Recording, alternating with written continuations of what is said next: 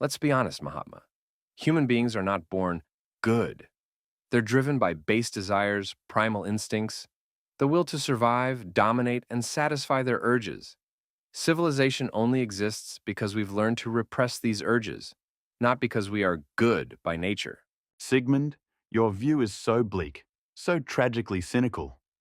I believe that at our core, we are born with a capacity for kindness and empathy. Left uncorrupted, people choose peace. It is society's injustice, not our inherent nature, that drives us to violence. Oh, please. What you call corruption is merely human nature asserting itself. Look at history. Wars, oppression, exploitation, all driven by our deepest instincts. Without control, without discipline, society would descend into chaos. Your innate goodness is wishful thinking, nothing more. And I would say your innate darkness is a convenient excuse. People are only as cruel as their circumstances push them to be. Show them compassion, give them dignity, and they respond in kind. But I doubt someone as mistrustful as you could see that. Compassion? Dignity? I'd love to believe in such fairy tales. But life isn't a pleasant daydream, Mahatma. I've seen people who were given everything: wealth, love, respect. And yet they still act on their darker impulses. Even you must admit that sometimes no amount of kindness can reform a person. Because that person has been failed by society's greed and cruelty. You can't judge humanity by those who have been broken by injustice. We all carry the potential for kindness. I've seen it even in the poorest and most oppressed. You're the one choosing not to look. And you're the one living in denial. Let me ask you this. If people are as kind as you claim, why do we need laws, jails, punishments? Society isn't built on trust and love, Gandhi. It's held together by fear and discipline. It's our only defense against the chaos lurking inside each of us. Fear and discipline may hold society together, but they do not uplift the soul. You speak of people like they are animals to be tamed. How sad. Humanity is capable of greatness, of moral beauty, if we nurture the good within.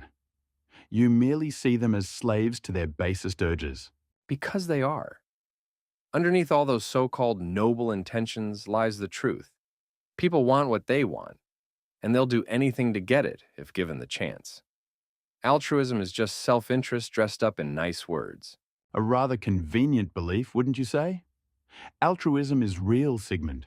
It is not mere self-interest. I've witnessed countless acts of selflessness, even from those with nothing to gain. You look for darkness, and so that is all you find. I look at reality. You look at fantasies. Every act of selflessness is tinged with personal gain, whether it's satisfaction, ego, or even just avoiding guilt. People do good because it feels good, not because they are pure-hearted. Admit it, Mahatma. Your view is naive. And yours is callous. Believing in goodness is not naive. It is what gives us purpose.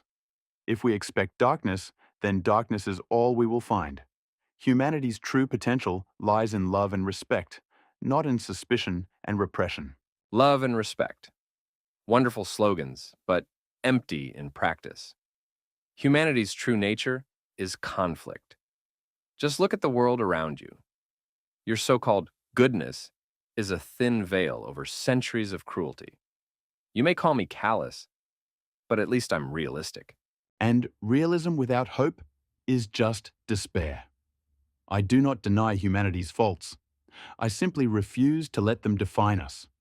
We are capable of change, of rising above our flaws. I wonder, Sigmund, if your cynicism isn't a projection of your own disappointments. Don't be patronizing, Gandhi. I've studied the human psyche more deeply than you could imagine. And from where I stand, humanity isn't waiting for redemption. It's trapped in its own contradictions. People are driven by selfish desires. Acknowledging that is not cynicism. It's maturity. Maturity without compassion is simply bitterness. You see yourself as a scientist of human nature, yet you seem to have no faith in its potential. If you cannot believe in the goodness of others, how can you help them? Perhaps your science is only a prison of your own making. And perhaps your compassion is nothing more than self-righteous denial. I study reality, Mahatma. You peddle illusions and you call them virtues. The truth may be harsh, but at least it's honest. And I choose to believe in the honesty of the human heart, Sigmund, even if you call that foolishness. You may understand the mind, but you fail to understand the soul. And that is where true goodness lies. Keep your soul, Gandhi. I'll stick with reality. It may not be pretty, but at least it's not a lie.